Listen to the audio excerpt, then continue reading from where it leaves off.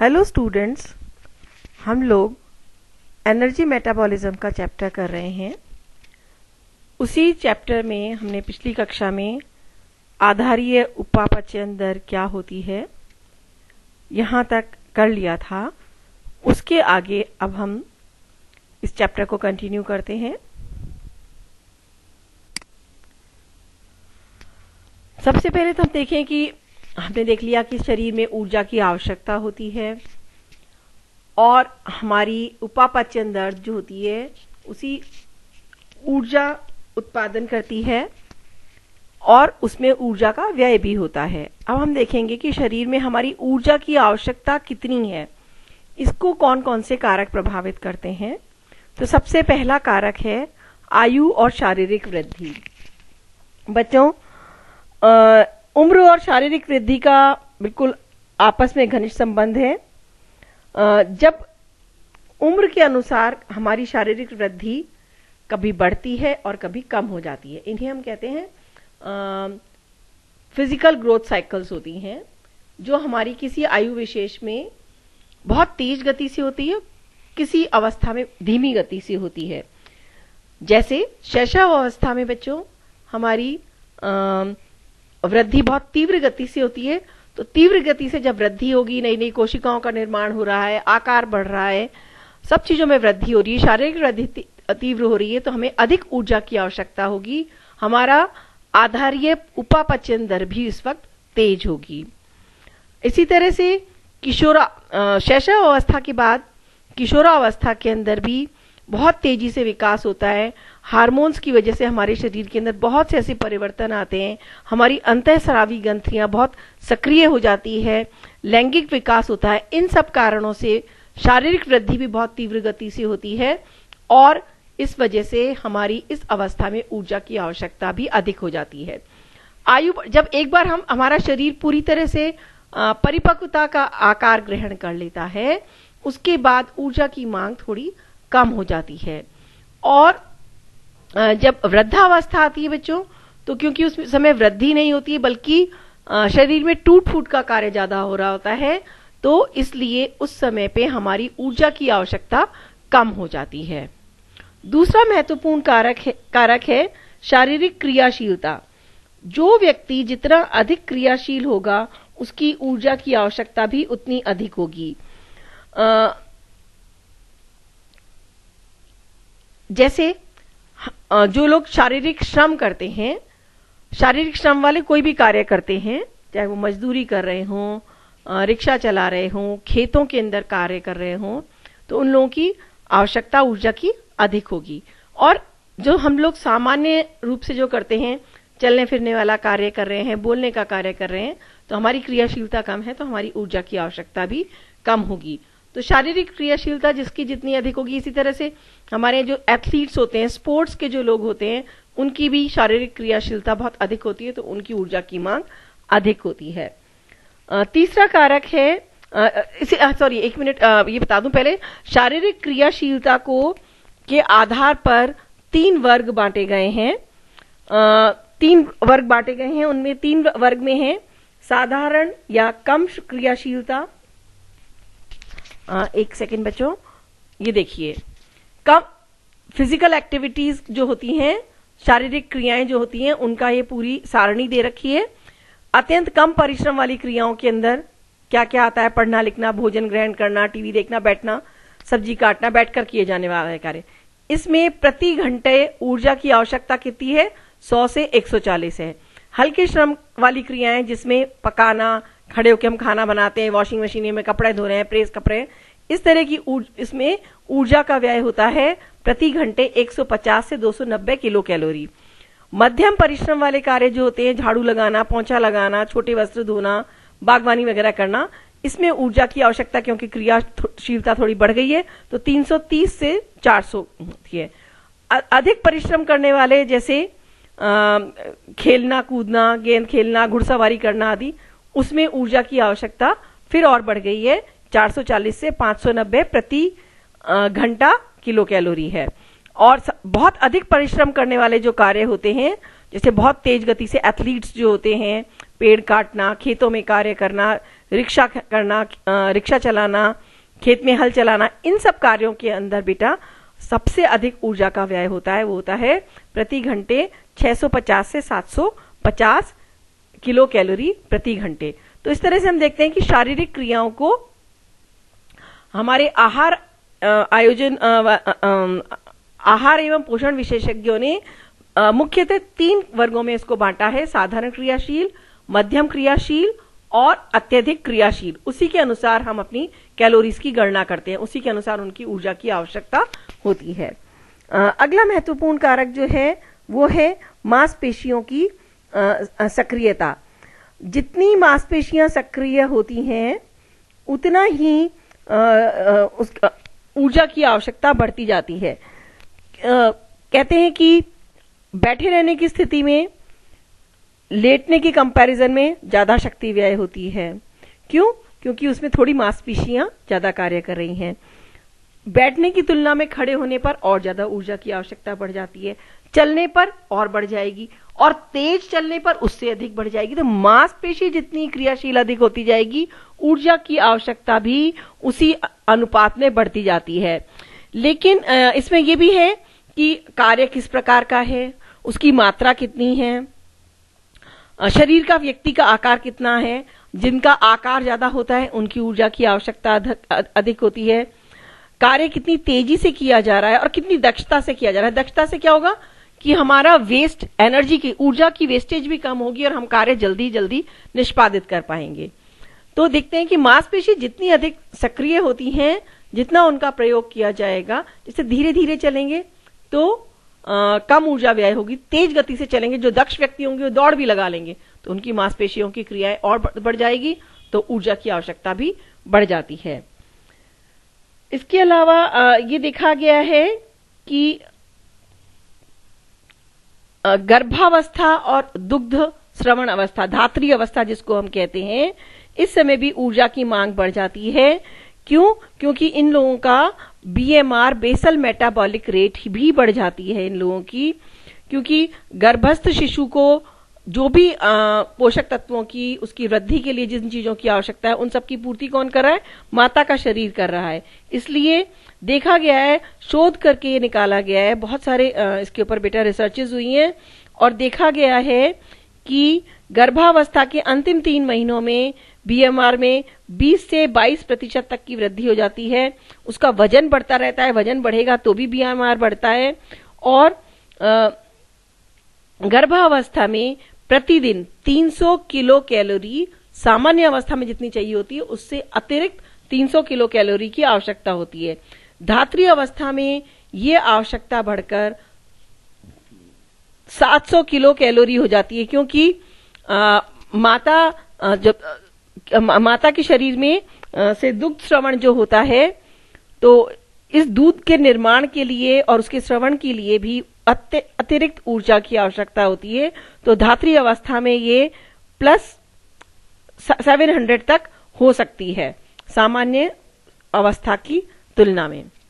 फिर जलवायु है, मौसम के अनुरूप भी हमारी ऊर्जा की आवश्यकता घटती बढ़ती रहती है। बच्चों, आप लोगों को बहुत अच्छी तरह अनुभव है, हम लोगों को सर्दियों में ज्यादा भूख लगती है क्योंकि हमारा तापमान बाहर का ठंडा होता है। हमारे शरीर अपना तापमान बनाए रखने के लिए उसको ज्यादा ऊर्जा का व्यय करना पड़ता है, इसीलिए हमें सर्दियों में भूख ज्यादा लगती है।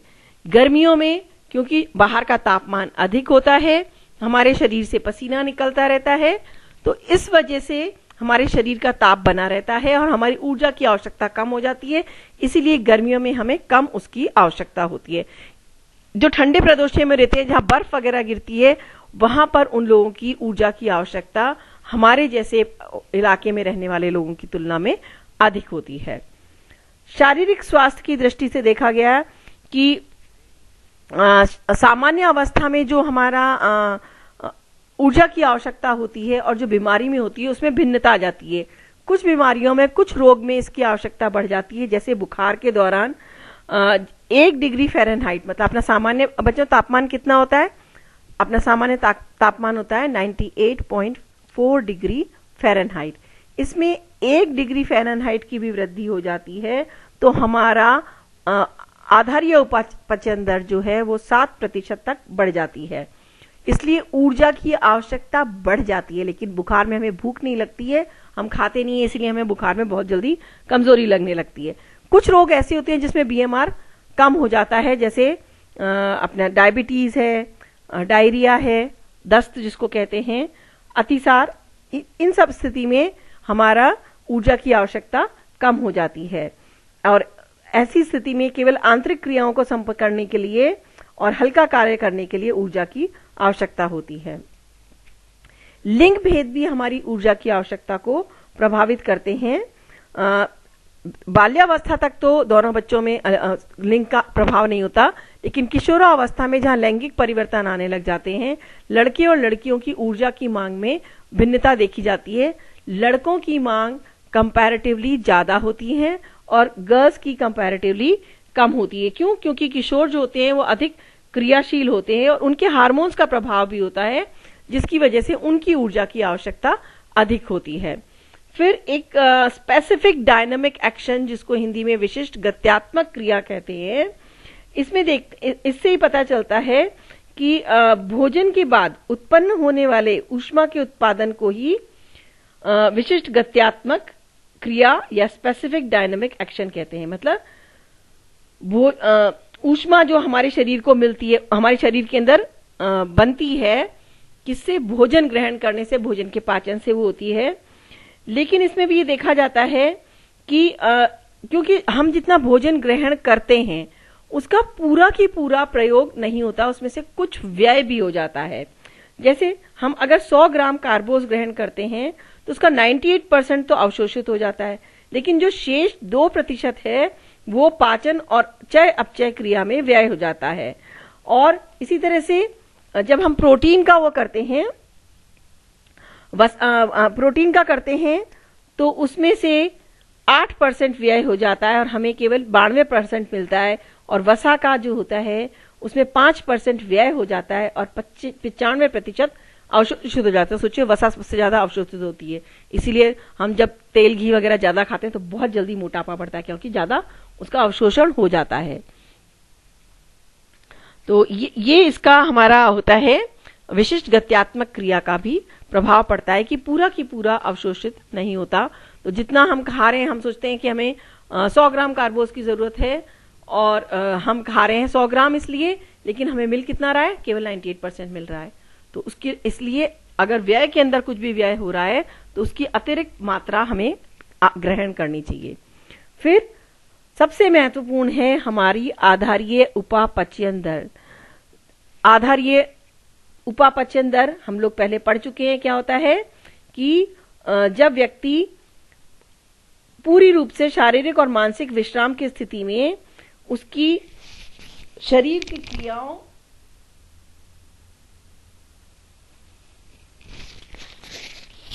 भोजन के अवशोषण के पश्चात लगभग 12 घंटे बाद पूरे मानसिक और शारीरिक रूप से जब व्यक्ति बिल्कुल आराम की स्थिति में होता है, तब व्यक्ति को क्या कर रहा होता है? उसका शरीर के अंदर एक तो अनैच्छिक क्रियाएं चल रही होती हैं और शरीर के तापमान को बनाए रखने हेतु जितनी ऊर्जा की आवश्यकता होती है, जितनी ऊर्जा बनती है, वो ऊर्जा का वो आधारीय चय अपचय या बेसल मेटाबॉलिज्म कहलाता है। BMR, basal metabolism rate. बच्चों, ये BMR शब्द को अच्छी तरह याद कर लीजिएगा। ये हम कैलकुलेशन वगैरह जब करेंगे प्रैक्टिकल में, इसका हम लगातार इस शब्द का उपयोग करेंगे। तो बेसल मेटाबॉलिज्म रेट, मैंने ये चित्र इसलिए दिया है कि आप इसकी स्पेलिंग भी नोट कर लीजिए और इसका मतलब भी समझ लीजिए। बेसल मेटाबॉलिक रेट क्या होता है? वो वाली ऊर्जा है जो हमारे मुख्य कार्य जो होते हैं, देखो दे रखा है किडनी का कार्य, ये जो दे रखा है सबसे पहला आमाशय है, दूसरा चित्र है किडनीज का, किडनी को हम कहते हैं वृक्क, गुर्दे जिसको भी कहते हैं बोलचाल की भाषा में। फिर फुफ्फुस, श्वास लेने के अंदर श्वास की क्रिया हमारी निरंतर चलती रहती है। हृदय अपना कार्य करता रहता है, मस्तिष्क अपना कार्य करता रहता है और ये अंत में दे रखा है बेटा यकृत, लिवर जिसको हम कहते हैं, जिसको मैं हमेशा कहती रहती हूँ कि लिवर हमारे शरीर की सबसे बड़ी वृहत फैक्ट्री है। तो इन सब का ये लगातार कार्य करती रहती है, चाहे आप सोते रहे हैं चाहे जगते रहिए। तो इन सब कार्यों के अंदर जब विदाउट चेंज टू वेट और बॉडी मास, मतलब हमारे शरीर की वजन में कोई परिवर्तन नहीं आ रहा, हमारे शरीर की वजन ना कम हो रहा है ना बढ़ रहा है, केवल उसको मेंटेन करने के लिए हम कोई कार्य भी नहीं कर रहे हैं, अलग से अच्छी कोई क्रिया करके व्यय नहीं कर रहे, उस वक्त हमारी ऊर्जा की जितनी आवश्यकता होती है वही बेसल मेटाबॉलिक रेट कहलाती है। इसको फिर पहले आपको बताया मैंने आधारीय चय अपचय क्या होता है। अब ये दर शब्द और जो जुड़ गया, जो मैंने आपको चित्र में भी बताया है, शारीरिक मानसिक विश्राम की स्थिति में व्यक्ति सोता हुआ नहीं होना चाहिए, जागा हुआ होना चाहिए, लेटा हुआ हो, भोजन करे हुए कम से कम 12 घंटे हो चुके हो। उस अवस्था में किसी व्यक्ति के द्वारा 1 वर्ग मीटर में 1 घंटे में ऊष्मा की जितनी मात्रा उत्पन्न की जाती है या काम में ली जाती है उसे आधारीय चय अपचय दर कहते हैं। समझ में आ गया बच्चों? 1 वर्ग मीटर, उसके आसपास के 1 वर्ग मीटर में मतलब क्या होता है बेटा, ये क्यों आपको बताया गया 1 वर्ग मीटर और 1 घंटा? ये एक्सपेरिमेंट किया गया, तो जो बेनेडिक्ट का कैलोरीमीटर था उसके द्वारा करा गया था, अप्रत्यक्ष विधि से नापा गया। तो व्यक्ति को बिल्कुल इस अवस्था के अंदर लिटा के बिल्कुल रिलैक्स करके उसके बाद उसको नापा गया और ये देखा गया कि 1 वर्ग मीटर में 1 घंटे के अंदर उसके शरीर से जितनी ऊष्मा उत्पन्न हुई या उसके शरीर ने जितनी ऊष्मा का प्रयोग किया वही आधारीय चय अपचय दर कहलाती है। ये बेटा परिभाषा है, इसे आप याद भी कर लीजिएगा। हमारी ऊर्जा किस किस काम में आती है, कितनी कितनी काम में आती है, इसके लिए मुझे बड़ा अच्छा सा चित्र मिला तो मुझे लगा अपने बच्चों से शेयर कर लूं मैं कि जब हम विश्राम की अवस्था में तब भी हमारा शरीर जो ऊर्जा हम प्राप्त कर रहे हैं, व्यय कर रहे हैं, उसमें से 17% ब्रेन का है, हार्ट का 8% है, मसल्स का, मांसपेशियों का 20 है, हमारी वसा जो होती है, वसीय उत्तक जो होते हैं उसका 3% होता है, लिवर 19%, देखो सबसे ज्यादा ऊर्जा का व्यय होता है लिवर के द्वारा, 7% किडनी के द्वारा है, पाचन की क्रिया में 10% हो रहा होता है और बाकी सब कुछ मिला मिला के लगभग 16% होता है। इसकी बात का जो है बच्चों ये हम नेक्स्ट क्लास में कवर करेंगे क्योंकि वीडियो की लंबाई सीमित होना आवश्यक है। तो बच्चों ठीक है, मिलते हैं नेक्स्ट क्लास में।